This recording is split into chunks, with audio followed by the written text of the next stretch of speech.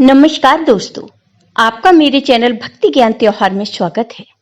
आज मैं आपको अजय एकादशी की व्रत कथा सुनाने जा रही हूँ। अगर आपको ये कथा पसंद आई तो कमेंट बॉक्स में भगवान विष्णु की जय अवश्य लिखिए। साथ ही अगर आपने अभी तक मेरे चैनल को सब्सक्राइब नहीं किया तो सब्सक्राइब कर लीजिए तथा बेल आइकॉन पर क्लिक जरूर कीजिए, जिससे हमारे वीडियो के नोटिफिकेशन आपको मिलते रहें। भाद्रपद माह में कृष्ण पक्ष की एकादशी तिथि को अजा एकादशी के नाम से जाना जाता है। अजा का अर्थ जिसका जन्म न हो, प्रकृति अथवा आदि शक्ति के अर्थ में इसका प्रयोग किया जाता है। कृष्ण जन्माष्टमी के ठीक बाद पड़ने वाले इस व्रत को कामिका या आनंदा एकादशी भी कहा जाता है। भगवान विष्णु को समर्पित एकादशी के इस व्रत में भगवान के उपेंद्र स्वरूप की पूजा की जाती है। साथ ही इस दिन रात में जागरण की भी परंपरा है। मान्यता है कि अजा एकादशी का व्रत करने से तमाम समस्याएं दूर होती हैं और सुख समृद्धि की प्राप्ति होती है। अजा एकादशी के दिन इसकी व्रत कथा को पढ़ने या सुनने मात्र से ही पापों का नाश होता है। जो भगवान विष्णु की पूजा करता है उसे वैकुंठ की प्राप्ति होती है। एक बार धर्मराज युधिष्ठिर ने भगवान श्री कृष्ण से कहा, हे भगवान, भाद्रपद कृष्ण एकादशी का क्या नाम है, व्रत करने की क्या विधि है तथा इसका महात्म्य क्या है, कृपया करके मुझे बताइए। तब भगवान श्री कृष्ण ने कहा कि इस एकादशी का नाम अजा है। यह सब प्रकार के समस्त पापों का नाश करने वाली है। जो मनुष्य इस दिन भगवान विष्णु की पूजा करता है उसको वैकुंठ की प्राप्ति अवश्य होती है। अब मैं तुम्हें इसकी कथा सुनाता हूँ, उसे ध्यान पूर्वक सुनो। बहुत समय पहले की बात है। एक दानी और सत्यवादी राजा हरिश्चंद्र हुए। राजा हरिश्चंद्र इतने प्रसिद्ध सत्यवादी और धर्मात्मा थे कि उनकी कीर्ति से देवताओं के राजा इंद्र को भी ईर्ष्या होने लगी। इंद्र ने महर्षि विश्वामित्र को हरिश्चंद्र की परीक्षा लेने के लिए उकसाया। इंद्र के कहने से महर्षि विश्वामित्र जी ने राजा हरिश्चंद्र को योग बल से ऐसा स्वप्न दिखलाया कि राजा स्वप्न में ऋषि को सब राज्य दान कर रहे हैं। दूसरे दिन महर्षि विश्वामित्र अयोध्या आए और अपना राज्य मांगने लगे। स्वप्न में किए दान को भी राजा ने स्वीकार कर लिया और विश्वामित्र जी को सारा राज्य दे दिया। महाराजा हरिश्चंद्र पृथ्वी भर के सम्राट थे। अपना पूरा राज्य उन्हें दान कर दिया। अब दान की हुई भूमि में रहना उचित न समझकर अपनी पत्नी तथा पुत्र के साथ वे काशी आ गए, क्योंकि पुराणों में यह वर्णन है कि काशी भगवान शंकर के त्रिशूल पर बसी है। अतः वह पृथ्वी में होने पर भी पृथ्वी से अलग मानी जाती है। अयोध्या से जब राजा हरिश्चंद्र चलने लगे तब विश्वामित्र जी ने कहा, जब तप दान आदि बिना दक्षिणा दिए सफल नहीं होते। तुमने इतना बड़ा राज्य दिया है तो उसकी दक्षिणा में 1000 सोने की मोहरें और दो। राजा हरिश्चंद्र के पास अब धन कहाँ था। राज्य दान करने के साथ राज्य का सब धन तो अपने आप दान हो चुका था। ऋषि से दक्षिणा देने के लिए 1 महीने का समय लेकर वे काशी चले गए। काशी में उन्होंने अपनी पत्नी रानी को एक ब्राह्मण के हाथ बेच दिया। राजकुमार रोहित छोटा बालक था। प्रार्थना करने पर ब्राह्मण ने उसे अपनी माता के साथ रहने की आज्ञा दे दी। स्वयं अपने को राजा हरिश्चंद्र ने एक चांडाल के हाथ बेच दिया और इस प्रकार ऋषि विश्वामित्र को 1000 मोहरें दक्षिणा में दे दी। महारानी अब ब्राह्मण के घर में दासी का काम करने लगी।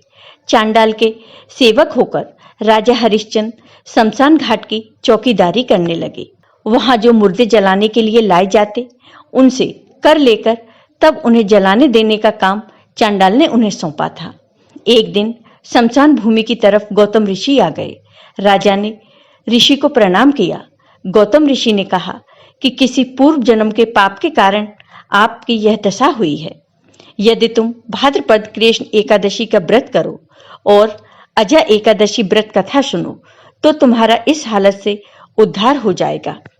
राजा ने ऋषि की बात मानकर अजा एकादशी का व्रत किया। एक दिन राजकुमार रोहित ब्राह्मण की पूजा के लिए फूल चुन रहा था। उसे सांप ने काट लिया। सांप का विष झटपट फैल गया और रोहिताश मरकर भूमि पर गिर पड़ा। उसकी माता को न कोई धीरज बनाने वाला था और न उनके पुत्र की देह शमशान पहुंचाने वाला था। वह रोती बिलखती पुत्र की देह को हाथों पर उठाई अकेली रात के समय में शमशान पहुंची। वह पुत्र की देह को जलाने जा रही थी कि हरिश्चंद्र वहां आ गए और मरघट का कर मांगने लगे। बेचारी रानी के पास तो पुत्र की देह ढकने को कफन तक नहीं था। उन्होंने राजा को स्वर से पहचान लिया और गिड़गिड़ाकर कहने लगी, महाराज, यह तो आपका ही पुत्र है जो मरा पड़ा है। मेरे पास कर देने के लिए कुछ नहीं है। राजा हरिश्चंद्र को बड़ा दुख हुआ, किंतु वे अपने धर्म पर स्थिर बने रहे। उन्होंने कहा, रानी, मैं यहाँ चांडाल का सेवक हूँ। मेरे स्वामी ने मुझे कह रखा है कि बिना कर दिए कोई यहाँ मुर्दा न जला पाए। मैं अपने धर्म को नहीं छोड़ सकता। तुम मुझे कुछ देकर पुत्र की देह जलाओ। रानी फूट फूट कर रोने लगी और बोली, मेरे पास तो यही एक साड़ी है जिसे मैं पहने हूँ। आप इसी में से आधा ले लें। जैसे ही रानी अपनी साड़ी फाड़ने लगी, वैसे ही वहां भगवान विष्णु, इंद्र, धर्मराज आदि देवता और महर्षि विश्वामित्र प्रकट हो गए। महर्षि विश्वामित्र ने बताया कि कुमार रोहित मरा नहीं है। यह सब तो ऋषि ने योग माया से किया है। राजा हरिश्चंद्र को खरीदने वाले चांडाल के रूप में साक्षात धर्मराज थे। सत्य साक्षात नारायण का स्वरूप है। अजय एकादशी व्रत के प्रभाव से तुम्हारे पाप नष्ट हो गए हैं। अतः सत्य के प्रभाव से राजा हरिश्चंद्र महारानी के साथ भगवान के धाम में चले गए। महर्षि विश्वामित्र ने राजकुमार रोहित राज को अयोध्या का राजा बना दिया।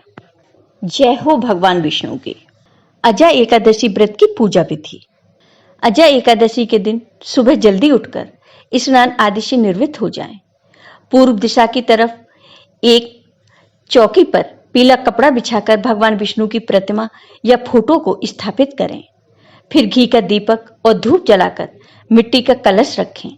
इसके बाद भगवान विष्णु को फल, पीले फूल, पान, सुपारी, नारियल, लौंग आदि अर्पित कर आरती करें। आरती के बाद भगवान को भोग लगाएं। इस बात का विशेष ध्यान रखें कि भगवान को सिर्फ सात्विक चीजों का भोग लगाया जाता है। भगवान विष्णु के भोग में तुलसी को जरूर शामिल करें। ऐसा माना जाता है कि बिना तुलसी के भगवान विष्णु भोग ग्रहण नहीं करते। इस पावन दिन भगवान विष्णु के साथ ही माता लक्ष्मी की भी पूजा करें। इस दिन भगवान का अधिक से अधिक ध्यान करें। पूजा के दौरान भगवान कृष्ण के भजन और विष्णु सहस्त्र नाम का पाठ करना चाहिए। एकादशी के दिन विष्णु सहस्त्र नाम का पाठ करने से भगवान विष्णु की विशेष कृपा प्राप्त होती है। प्रसाद तुलसी, जल, फल, नारियल, अगरबत्ती और फूल देवताओं को अर्पित करने चाहिए।